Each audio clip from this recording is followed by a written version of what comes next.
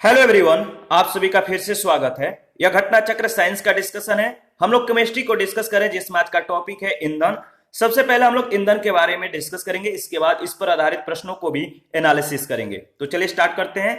देखिए, घरेलू और औद्योगिक उपयोगों से संबंधित ऊष्मा ऊर्जा के प्रमुख स्रोत लकड़ी, काष्ठ कोयला, पेट्रोल, मिट्टी का तेल आदि है।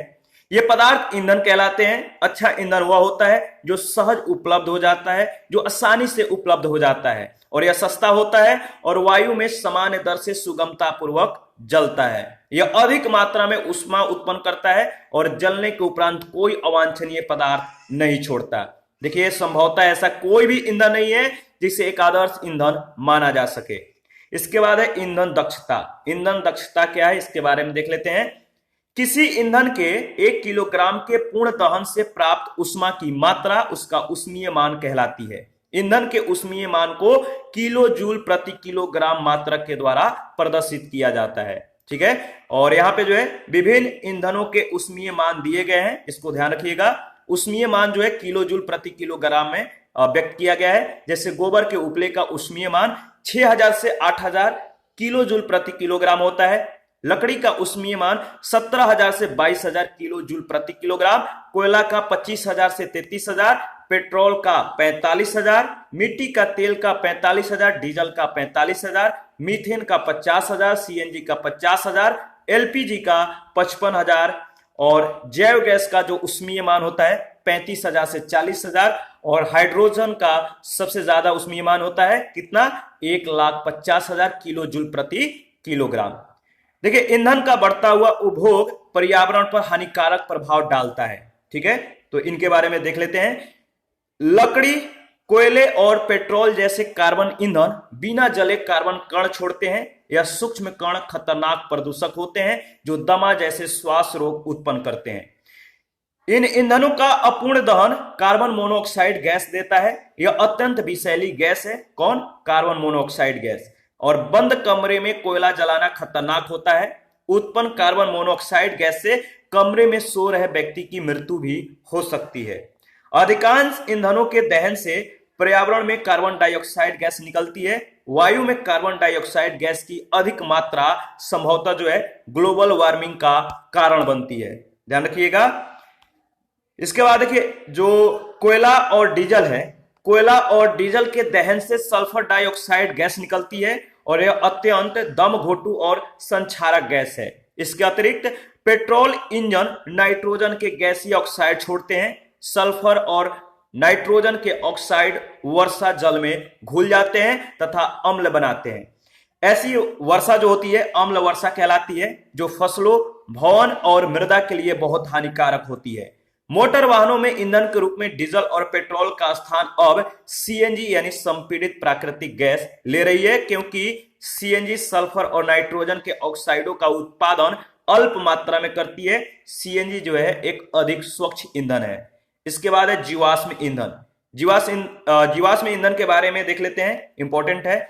देखिए, कोयला, पेट्रोलियम और प्राकृतिक गैस जैसे कुछ समाप्त होने वाले प्राकृतिक संसाधनों का निर्माण सजीव प्राणियों के मृत अवशेषों यानी जीवाश्मों से होता है और इन्हें जीवाश्मी ईंधन कहते हैं। कोयला, कोयला जो है, कोयले में मुख्य रूप से कार्बन होता है। मृत वनस्पति के धीमे प्रक्रम के द्वारा कोयले में परिवर्तन को कार्बनीकरण कहते हैं। क्योंकि यह वनस्पति के अवशेषों से बना है, अतः कोयले को जीवाश्म ईंधन भी कहते हैं। वायु में गर्म करने पर कोयला जलता है और मुख्य रूप से कार्बन डाइऑक्साइड गैस उत्पन्न करता है। उद्योग में कोयले के प्रक्रमण के द्वारा कुछ उपयोगी उत्पाद प्राप्त किए जाते हैं, जैसे कोक, कोलतार और कोयला गैस। इनके बारे में भी देख लेते हैं। कोक क्या है? देखिए, कोक जो होता है एक कठोर, संरंध्र और काला पदार्थ है। यह कार्बन का लगभग शुद्ध रूप है। कोक का उपयोग इस्पात के औद्योगिक निर्माण और बहुत से धातुओं के निष्कर्षण में किया जाता है। इसके बाद है कोलतार। कोलतार जो है कोलतार यह एक अप्रिय गंध वाला गाढ़ा द्रव होता है और लगभग 200 पदार्थों का मिश्रण होता है। कोलतार से प्राप्त उत्पादों का उपयोग प्रारंभिक पदार्थों के रूप में दैनिक जीवन में काम आने वाले विभिन्न पदार्थों के औद्योगिक निर्माण में तथा उद्योग जैसे संश्लेषित रंग, औषधि, विस्फोटक सुगंध, प्लास्टिक, पेंट और फोटोग्राफी सामग्री, छत निर्माण सामग्री आदि में होता है। ध्यान रखिएगा। इसके बाद है कोयला गैस। देखिए, कोयले के प्रक्रमण के द्वारा कोक बनाते समय कोयला गैस प्राप्त होती है।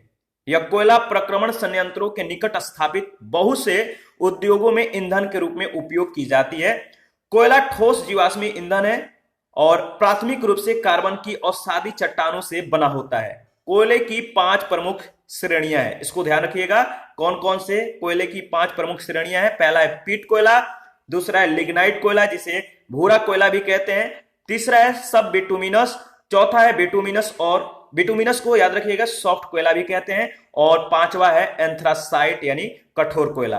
पीट कोयले में पानी की मात्रा अधिक होती है, इसीलिए पीट कोयला को निम्न श्रेणी का ईंधन माना जाता है। तलछटों के भार द्वारा पीट संपीड़ित होकर सहस्त्र यानी बहुत वर्षों के बाद लिग्नाइट यानी भूरा कोयला में जो है यह परिवर्तित हो जाता है। पीट की तुलना में लिग्नाइट में कार्बन का प्रतिशत अधिक होता है। पृथ्वी से लगातार दबाव और उष्मा के मिलने से लिग्नाइट बिटुमिनस मृदु कोयले में बदल जाता है। यदि दाब और उष्मा पर्याप्त मात्रा में मिले तो एंथ्रासाइट कोयला यानी कठोर कोयला निर्मित होगा, जिसमें अत्यधिक मात्रा में कार्बन तत्व पाया जाता है। उष्मा के मात्रा के आधार पर एंथ्रासाइट कोयले में सर्वाधिक उष्मा और लिग्नाइट में सबसे कम उष्मा होती है। तो याद रखिएगा, सबसे उत्तम कोटि का जो कोयला होता है वो होता है, बताइए, एंथ्रासाइट। ठीक है। कोयले में देखिए सल्फर की मात्रा जो होती है महत्वपूर्ण होती है, क्योंकि कम सल्फर के मात्रा वाले कोयलों को जलाने से कम सल्फर डाइऑक्साइड यानी SO2 उत्सर्जित होती है, इसलिए विद्युत संयंत्रों में ईंधन के लिए सबसे वांछनीय यानी उपयुक्त ईंधन है। इसके बाद है पेट्रोलियम। पेट्रोलियम या कच्चा तेल, ऐसा तेल जो जमीन से निकलता है। एक गड्ढा मतलब कि गहरे रंग का तरल होता है। पेट्रोलियम या कच्चा तेल जो होता है गड्ढा गहरे रंग का तरल होता है, जिसमें हजारों दहनकारी हाइड्रोकार्बनों के मिश्रण के साथ साथ थोड़ी मात्रा में सल्फर, ऑक्सीजन और नाइट्रोजन की अशुद्धियां मिली रहती है। इस तेल को पारंपरिक तेल या हल्के तेल के नाम से भी जाना जाता है। कच्चे तेल और प्राकृतिक गैस के भंडार अक्सर समुद्र के तली यानी समुद्रीय अर्ध स्थल के नीचे या भूमि पर पृथ्वी के परपट्टी पर एक साथ पाए जाते हैं। इसके निष्कर्षण के बाद कच्चे तेल को पाइपलाइनों, ट्रकों या जहाजों या तेल टैंकरों के द्वारा रिफाइनरी में भेज दिया जाता है, और रिफाइनरियों में तेल को गर्म करते हैं और उसको क्या करते हैं, उसके विभिन्न घटकों में पृथक करने के लिए विभिन्न क्वथनांक बिंदुओं पर आश्रित करते हैं। याद रखिएगा। और इसके महत्वपूर्ण जो घटक है, गैस है, गैसोलीन है, हवाई जहाज में काम आने वाला ईंधन है, केरोसिन है, डीजल तेल है, नेफ्ता, ग्रीस एवं मोम एवं एस्फाल्ट है। तेल के आसवन से प्राप्त कुछ उत्पादों को पेट्रो रसायन यानी पेट्रोकेमिकल कहते हैं, जिसे पीड़कनाशकों, प्लास्टिक, कृत्रिम रेशों, पेंट और औषधियां इत्यादि बनाने के लिए कच्चे माल के रूप में उपयोग किया जाता है। इसके बाद है नेचुरल गैस यानी प्राकृतिक गैस। इसके बारे में भी देख लेते हैं। देखिए, प्राकृतिक गैस जो है गैसीय हाइड्रोकार्बन एवं अन्य गैसों का मिश्रण है, जो प्रायः पेट्रोलियम के साथ तेल कूपों से निकलती है। पृथ्वी पर कुछ क्षेत्रों में प्राकृतिक गैस प्राकृतिक दरारों से या अप्रवेश्य चट्टानों में छेद करने पर उच्च दाब से निकलती है। प्राकृतिक गैस में साधारणतः गैसीय हाइड्रोकार्बन में मीथेन, एथेन, प्रोपेन, ब्यूटेन होती है तथा अन्य गैसों में नाइट्रोजन, कार्बन डाइऑक्साइड और हाइड्रोजन सल्फाइड होती है। कुछ क्षेत्रों की प्राकृतिक गैसों में हीलियम भी मिलती है। प्राकृतिक गैस में मीथेन की जो प्रतिशतता है 45 से 85% है, जो सबसे अधिक होती है, और प्राकृतिक गैस का उपयोग ईंधन के रूप में तथा लैंप ब्लैक, हाइड्रोजन, गैसोलीन याद रखिएगा, और कार्बनिक यौगिकों के निर्माण में होता है। तो प्राकृतिक गैस का उपयोग ईंधन के रूप में तथा लैंप ब्लैक, हाइड्रोजन, गैसोलीन व कार्बनिक यौगिकों के निर्माण में होता है। देखिए, प्राय प्राकृतिक गैस जो है प्रोपेन और ब्यूटेन को पृथक करके उन्हें उच्च दाब पर द्रवित करते हैं और द्रव मिश्रण को स्टील के सिलेंडरों में रखते हैं। यह द्रव मिश्रण LPG यानी लिक्विफाइड पेट्रोलियम गैस कहलाता है।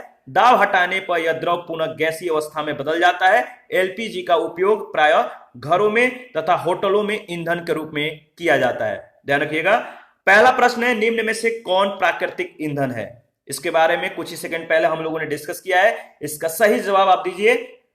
जो प्राकृतिक ईंधन है वो है पेट्रोलियम। पेट्रोलियम जो है पेट्रोलियम पदार्थ जो होते हैं प्राकृतिक ईंधन के अंतर्गत आते हैं। ये पृथ्वी के भीतर दबे जीवाश्मों से निर्मित होते हैं और अन्य विकल्पों में कोक तथा टार कोयले या लकड़ी के भंजक आसवन से प्राप्त कर लेते हैं, जबकि कोल गैस को कृत्रिम तरीके से बनाया जा सकता है। सेकंड नंबर क्वेश्चन है, निम्नलिखित जीवाश्म ईंधनों में से कौन स्वच्छतम ईंधन है?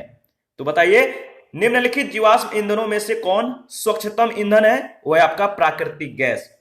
कोयला, पेट्रोल, प्राकृतिक गैस व डीजल जो है जीवाश्म ईंधनों में प्राकृतिक गैस स्वच्छतम ईंधन है, क्योंकि प्राकृतिक गैस बहुत कम मात्रा में प्रदूषणकारी गैसें उत्सर्जित करती है। और थर्ड नंबर क्वेश्चन है, निम्नलिखित में से कौन जीवाश्म ईंधन है? 4 ऑप्शन है, आपको बताना है कौन जीवाश्म ईंधन है। तो आपको मालूम ही है प्राकृतिक गैस जीवाश्म ईंधन है। नेचुरल गैस एक महत्वपूर्ण जो है फॉसिल फ्यूल होते हैं, यह आसानी से जलती है और अधिक मात्रा में ऊष्मा उत्पन्न करती है। इसमें मुख्य रूप से मीथेन और थोड़ी मात्राओं में एथेन, प्रोपेन आदि गैसें मिली होती है। क्वेश्चन नंबर 4 है, कौन प्राकृतिक गैस का मुख्य घटक है? प्राकृतिक गैस का मुख्य घटक है मीथेन। ध्यान रखिएगा, इंपॉर्टेंट है, यह क्वेश्चन बहुत बार पूछा भी जा चुका है। प्राकृतिक गैस एक रंगहीन, गंधहीन, पर्यावरण अनुकूल ऊर्जा स्रोत है। यह कई गैसों का मिश्रण होता है जिसमें मुख्य रूप से मीथेन शामिल होता है। प्राकृतिक गैस में मीथेन की मात्रा लगभग 80% तक होती है। 5 नंबर है, निम्नलिखित में कौन प्राकृतिक गैस का मुख्य भाग है? प्राकृतिक गैस का मुख्य भाग है, बताइए, मीथेन। 6 नंबर है, निम्नलिखित में से किस एक का अधिकतम ईंधन मान होता है? किस एक का अधिकतम ईंधन मान होता है? 4 ऑप्शन है, बताइए कि किसका सबसे ज्यादा ईंधन मान है? तो सही जवाब है हाइड्रोजन का। हाइड्रोजन का ऊष्मीय मान सबसे अधिक होता है। देखिए, किसी ईंधन का ऊष्मीय मान ऊष्मा की वह मात्रा होता है जो उस ईंधन के 1 ग्राम को वायु या ऑक्सीजन में पूर्णतः जलाने के पश्चात प्राप्त होती है। सभी ईंधनों में हाइड्रोजन का ऊष्मीय मान सबसे अधिक होता है। कितना? 1,50,000 किलो जूल प्रति किलोग्राम। हम लोग शुरू में ही इसके बारे में डिस्कस किए थे। हम लोगों ने वहां पे जो है देखा था कि किस ईंधन का कितना ऊष्मीय मान होता है। तो आप उसको जो है 1-2 बार रिवीजन कर लीजिएगा। तो शुरू में ही हम लोगों ने इसका रिवीजन किया था। हाइड्रोजन का उपयोग जो है रॉकेट के ईंधन के रूप में जो है और उच्च ताप उत्पन्न करने वाले ज्वालकों में किया जाता है। हाइड्रोजन गैस का 150, चारकोल का 33, प्राकृतिक गैस का 33 से 50 और गैसोलीन का 50 ईंधन मान होता है। ध्यान रखिएगा। इसके बाद 7 नंबर क्वेश्चन है, ऑक्टेन संख्या गुणवत्ता का माप है। ऑक्टेन संख्या किसके गुणवत्ता का माप है? तो सही जवाब है पेट्रोल की। ऑक्टेन संख्या से पेट्रोल के एंटी नॉक जिसे कहते हैं प्रत्यास्फोटन गुण का जो है पता लगता है, यानी एंटी नॉक का पता लगता है। ध्यान रखिएगा। हिंदी पे उतना जो है अगर जो है इंग्लिश वर्ड दिया गया तो उसको ज्यादा ध्यान रखिए, क्योंकि वो जल्दी से याद भी हो जाता है। प्रत्यास्फोटन क्या है, थोड़ा सा मतलब कि डिफिकल्ट वर्ड है, लेकिन इसका जो इंग्लिश वर्जन है वो थोड़ा सा मतलब कि इजी है। तो इस तरह से क्वेश्चनों को आप याद कर सकते हैं। जैसे ऑक्टेन संख्या से पेट्रोल के जो एंटी नॉक गुण है इसका पता लगता है। क्वेश्चन नंबर 8 है, निम्नलिखित में से मुख्यतः किसके लिए सीटेन संख्या गुणवत्ता प्राचाल के रूप में प्रयुक्त होती है? निम्नलिखित में से मुख्यतः किसके लिए सीटेन संख्या गुणवत्ता प्राचाल के रूप में प्रयुक्त होती है? तो सही जवाब होगा डीजल। सी ऑप्शन आपका सही ऑप्शन है। जिस प्रकार ऑक्टेन संख्या गैसोलीन में या गैसोलीन के ज्वलन स्थिरता के मापन में प्रयुक्त की जाती है, सीटेन संख्या का प्रयोग भी इसी संदर्भ में डीजल ईंधन की गुणवत्ता परीक्षण के लिए किया जाता है। डीजल का दहन बिना स्पार्कीय संपीड़न के द्वारा जो है कराया जाता है। अतः जब डीजल ईंधन जो है संपीड़ित किए जाने पर जितना जल्दी प्रज्वलित होता है उसकी सीटेन संख्या उतनी ही अधिक होती है और यह अच्छे डीजल की पहचान है। ठीक है, आगे बढ़ते हैं। नेक्स्ट क्वेश्चन है 9 नंबर है, डीजल इंजन में प्रयुक्त ईंधन है। डीजल इंजन में प्रयुक्त ईंधन कौन सा है? तो डीजल की वाष्प और वायु। ए ऑप्शन आपका बिल्कुल सही है। देखिए, डीजल इंजन एक अंतर्दहन इंजन है जो बंद स्थान में वायु को संपीड़ित करने से उत्पन्न ऊष्मा का उपयोग करके ईंधन में ज्वलन उत्पन्न करता है। डीजल इंजन में दहन के लिए जो है पेट्रोल इंजन की तरह कार्बोरेटर नहीं होता, अतः इसमें सिलेंडर के भीतर की हवा को इतना संपीड़ित कर दिया जाता है कि वायु का तापमान 80 डिग्री फ़ारेनहाइट तक पहुंच जाता है और यही तापमान क्या होता है, दहन का कार्य करता है। क्वेश्चन नंबर 10 है, खाना बनाने में प्रयोग की जाने वाली गैस मुख्यतः है। खाना बनाने में प्रयोग की जाने वाली गैस मुख्यतः है, क्या है, तो मीथेन। सी ऑप्शन आपका बिल्कुल सही है। देखिए, घरेलू उपयोग में लाई जाने वाली बायोगैस या गोबर गैस का मुख्य घटक मीथेन है। मीथेन जो है एक रंगहीन, गंधहीन और स्वादहीन गैस है। यह गैस अधिकतर दलदलीय क्षेत्रों में पाई जाती है, जिसके कारण इसे मार्स गैस भी कहा जाता है। बायोगैस या गोबर गैस में 50 से 75% तक मीथेन होता है। 11 नंबर क्वेश्चन है, बायोगैस संयंत्र से निष्कासित निम्नलिखित में से कौन सी गैस ईंधन गैस के रूप में उपयोग में आती है? तो सही जवाब है मीथेन। इसके बारे में कुछ ही सेकंड पहले हम लोगों ने डिस्कस किया है। बायोगैस में मुख्यतः होती है, क्या होती है, तो बायोगैस में आपको मालूम है कार्बन डाइऑक्साइड और मीथेन होता है। ठीक है, इसके बाद है 12 के बाद देखिए थोड़ा सा यहाँ पे गड़बड़ हो गया है, तो क्वेश्चन नंबर 26 को देख लेते हैं। नेक्स्ट जो है आपको मिल जाएगा 13 के बाद 14। देखिए, प्लास्टर ऑफ पेरिस रासायनिक रूप से है। प्लास्टर ऑफ पेरिस रासायनिक रूप से है, बताइए। तो सही जवाब है कैल्शियम सल्फेट।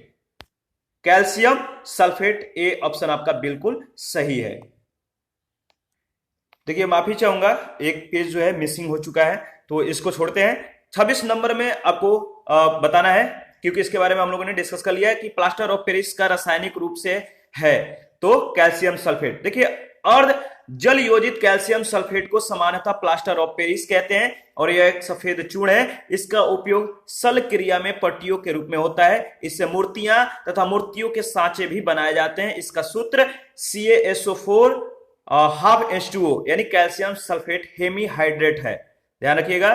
देखिए, जो पेज छूटा हुआ है, अगर समय मिलेगा तो उसको भी हम लोग किसी और में कवर कर लेंगे, तो ध्यान उसको ज्यादा मतलब कि टेंशन नहीं लेना है उसके बारे में।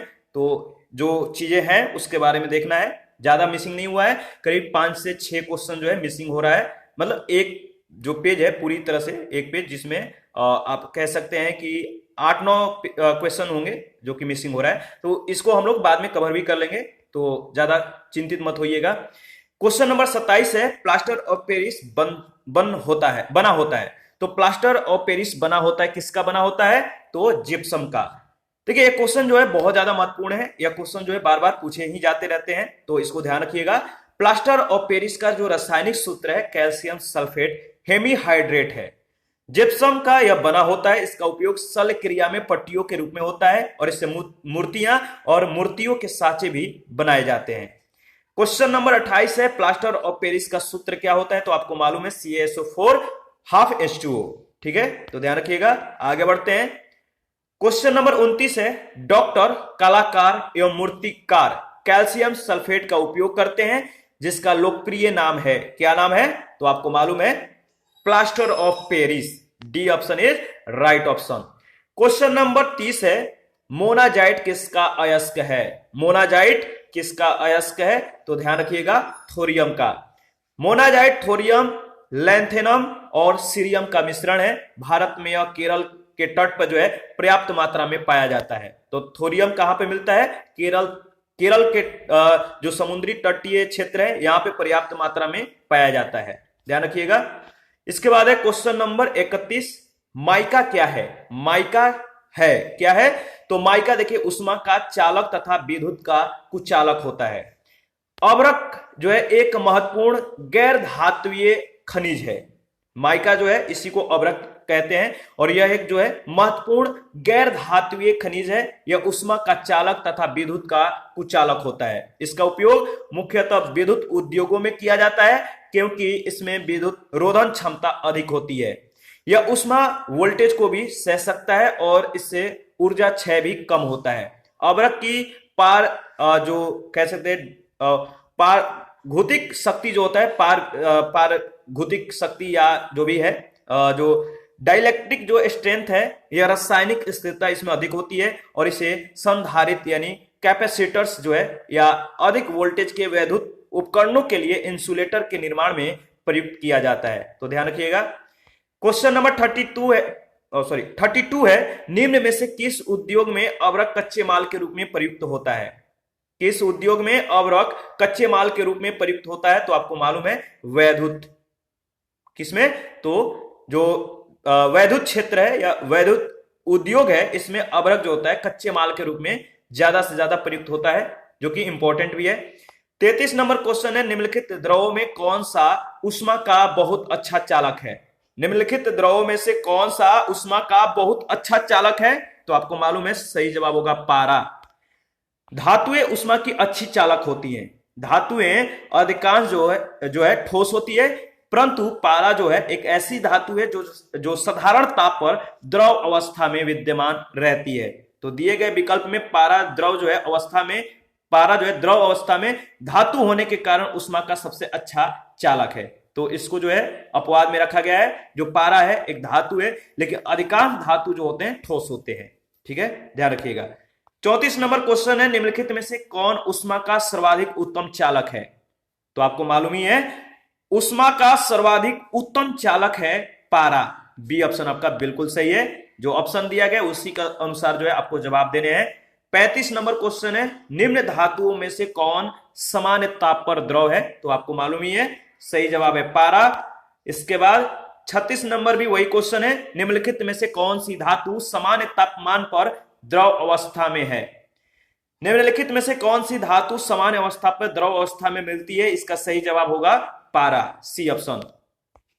देखिए पारा जो है चांदी जैसी सफेद और चमकीली धातु है। यह साधारण ताप पर द्रव अवस्था में विद्यमान रहता है। यह ऊष्मा और विद्युत का सुचालक होता है, और जबकि अन्य विकल्प में दिए गए तत्व ठोस अवस्था में पाए जाते हैं। 37 नंबर क्वेश्चन है, पारे का साधारणतः तापमापी यंत्रों में उपयोग किया जाता है। पारे का साधारणतः तापमापी यंत्रों में उपयोग किया जाता है क्योंकि इसकी विशेषता है। क्या विशेषता है? तो उच्च संचालन शक्ति। उच्च संचालन शक्ति इसका विशेष गुण है। पारे का साधारणतः जो है तापमापी यंत्रों में व्यापक रूप से प्रयोग किया जाता है क्योंकि इसके ऊष्मीय प्रसार की दर उच्च होती है। अतः जब इसे तापमापी यंत्रों में प्रयोग किया जाता है तब यह तापमान में होने वाले अल्प से अल्प परिवर्तनों को भी दर्ज कर लेता है। साथ ही इसका क्वथनांक भी उच्च लगभग 356.6 डिग्री सेंटीग्रेड होता है, जिसके कारण यह उच्च तापमानों को मापने के लिए सर्वथा उपयुक्त है। तापमापी में पारे के प्रयोग के मुख्य कारण निम्न है। पहला, यह अपारदर्शी एवं चमकदार है, अतः अंकित ताप के पठन में सुविधा होती है। इसकी ऊष्मीय चालकता उच्च होती है, अतः शीघ्र ही ताप को अंकित करता है। पारा जो है कांच पर नहीं चिपकता तथा अधिक वाष्पशील नहीं है, अतः ताप को शुद्धता से यानी प्योर रूप से जो है अंकित कर सकता है या कर पाता है। तो शुद्धता से यह अंकित कर पाता है। 38 नंबर क्वेश्चन है, निम्न में से कौन जल के साथ बिल्कुल अभिक्रिया नहीं करता है? कौन जल के साथ बिल्कुल भी अभिक्रिया नहीं करता है? सही जवाब होगा लेड यानी आपका सीसा। देखिए धातुएं जैसे लेड, कॉपर, सिल्वर, गोल्ड और प्लेटिनम जल या भाप से जो है बिल्कुल भी अभिक्रिया नहीं करते हैं। ठीक है, ध्यान रखिएगा कौन कौन? लेड, कॉपर, सिल्वर, गोल्ड और प्लेटिनम, ये जल या भाप से बिल्कुल अभिक्रिया नहीं करते। आगे बढ़ते हैं। नेक्स्ट क्वेश्चन है 39 है, जब कोई प्रतिक्रिया नहीं होती है जब भाप गुजरती है ऊपर से, तो बताइए तब कोई प्रतिक्रिया नहीं होती है, यानी जो ऑप्शन में दिया गया है बताना है कि वह कौन से धातु है कि जब भाप गुजरती है उसके ऊपर से तब भी कोई प्रतिक्रिया उस पर नहीं होती है। तो आपको मालूम है सही जवाब है तांबे। तांबे के ऊपर से जो है भाप गुजरती है, या स्पष्ट रूप से कहें तो तांबे के साथ भाप का जो अपक्रिया होता है इसमें कोई मतलब कि प्रतिक्रिया नहीं होता है। लोहा जिससे प्राप्त किया जाता है वह है, लोहा किससे प्राप्त किया जाता है? तो सही जवाब है हेमेटाइट से, यानी लोहा का जो अयस्क है वो है हेमेटाइट। डी ऑप्शन आपका बिल्कुल सही है।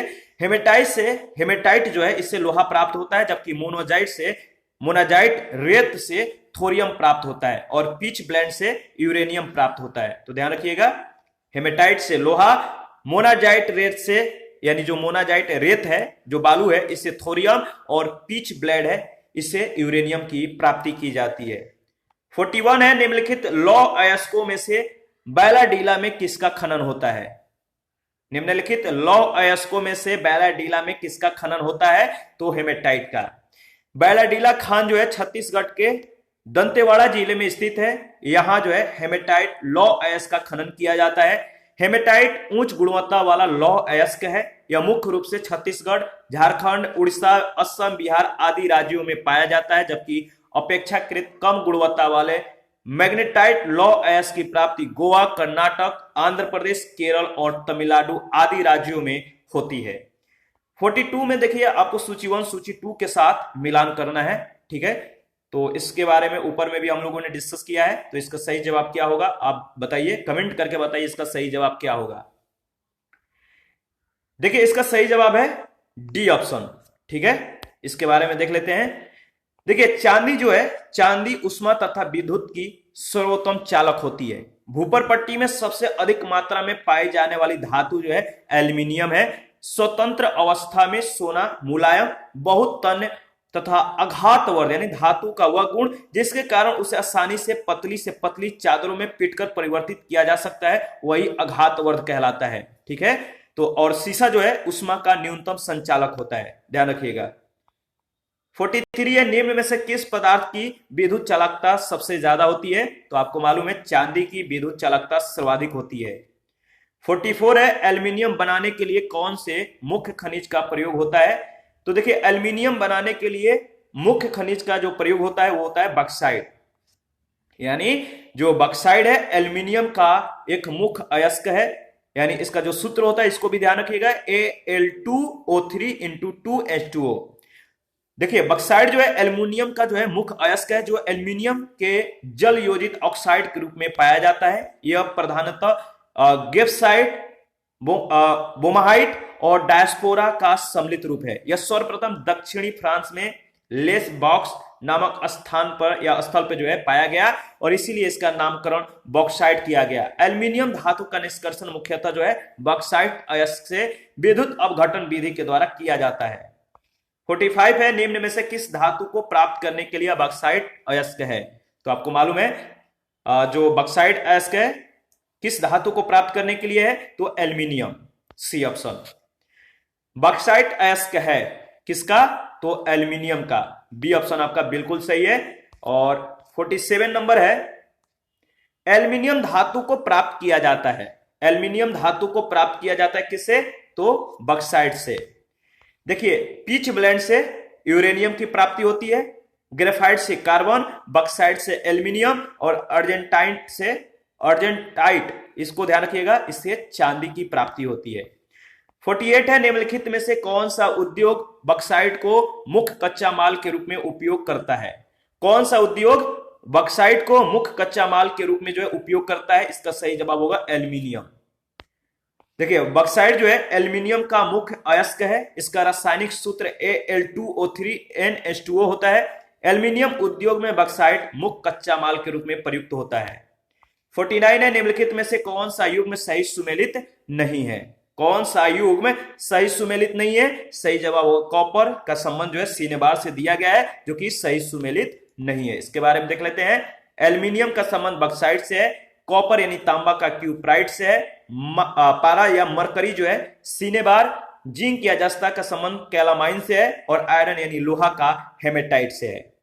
क्वेश्चन नंबर 50 है, निम्न में से कौन सा कथन सही है?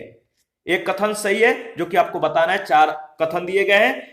इसमें देखिए जो बी ऑप्शन दिया गया, बी कथन है कि कैल्शियम कार्बोनेट दंत पेस्ट का एक अवयव होता है। यह कथन बिल्कुल सही है, बी ऑप्शन आपका राइट ऑप्शन है। इसके बारे में देख लेते हैं। देखिए सामान्यतः टूथपेस्ट में 20 से 42% जल उपस्थित होता है। टूथपेस्ट के अन्य प्रमुख जो अवयव हैं वह है अपघर्षक, फ्लोराइड एवं आद्रक।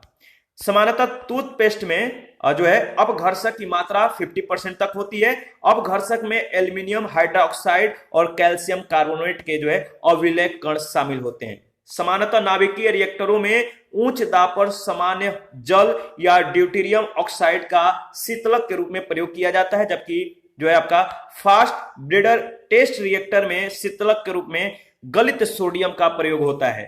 ठीक है, ध्यान रखिएगा। इसके बाद है क्वेश्चन नंबर 51, सूची 1 सूची 2 के साथ आपको जो है मिलान करना है। तो बताइए इसका सही जवाब क्या होगा। इसके बारे में हम लोगों ने ऑलरेडी डिस्कस कर लिया है। जो लोग शुरू से बने हुए हैं, जो लोग रेगुलर लेक्चर को जो है रिवीजन करते रहते हैं, उनके लिए सभी जो है आसान है। ये सभी जो क्वेश्चन है बहुत ज्यादा इजीली हो जाते हैं, क्योंकि जो लोग कंटिन्यू रिवीजन कर रहे हैं उनके लिए ये कुछ भी नहीं है। तो इसका सही जवाब होगा बी ऑप्शन। देखिए, भंजक यानी जो क्रैकिंग होता है, भंजक की क्रिया में उच्च तापमान पर कार्बन के बड़े अणु छोटे अणुओं में टूट जाते हैं। इस प्रक्रिया से पेट्रोलियम प्राप्त किया जाता है।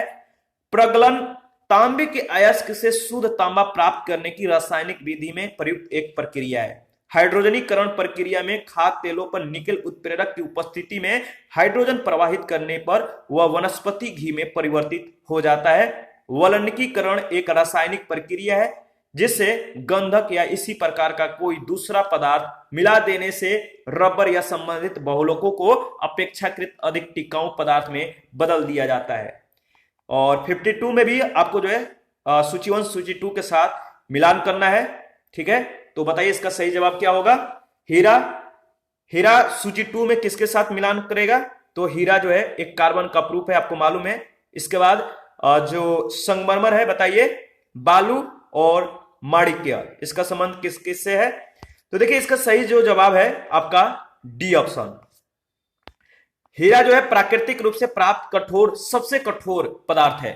हीरे में कार्बन परमाणु एक दूसरे से चतुष्फलकीय जालीय व्यवस्था के द्वारा बंधे होते हैं। मार्बल जो है एक रूपांतरित पत्थर है जो कह सकते हैं शुद्ध कैल्साइट या कैल्शियम कार्बोनेट का क्रिस्टलीय रूप है और इससे बना होता है। रेत का प्रमुख संगठक सिलिका यानी SiO2 है।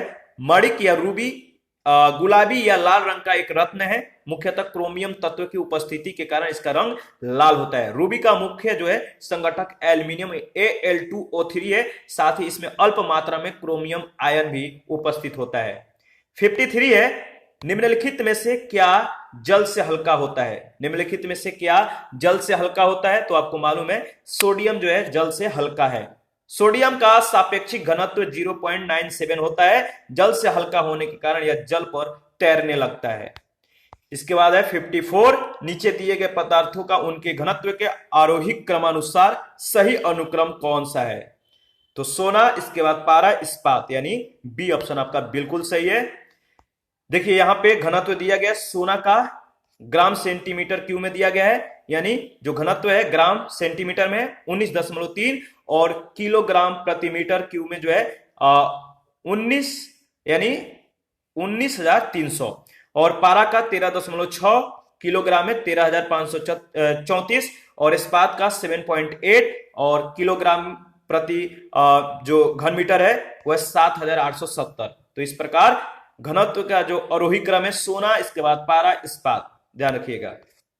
और इसी के साथ आज का सेशन समाप्त होता है। नेक्स्ट सेशन में मिश्र धातुओं के बारे में हम लोग डिस्कस करेंगे। आज का सेशन जो है यहीं पे मतलब कि पोस्टपोन करते हैं। आप अपना प्रतिक्रिया जरूर दीजिएगा। आपके प्रतिक्रियाओं का हमें बेसब्री से इंतजार रहता है और कहीं भी डाउट हो, किसी भी क्वेश्चन में डाउट हो तो आप हमें कमेंट कर सकते हैं। जिन लोगों ने Telegram channel, Telegram quiz group को ज्वाइन नहीं किया है तो वीडियो के डिस्क्रिप्शन बॉक्स में उसका लिंक दिया गया है, प्लीज आप लोग ज्वाइन कर लीजिए। थैंक यू, मिलते हैं नेक्स्ट सेशन में।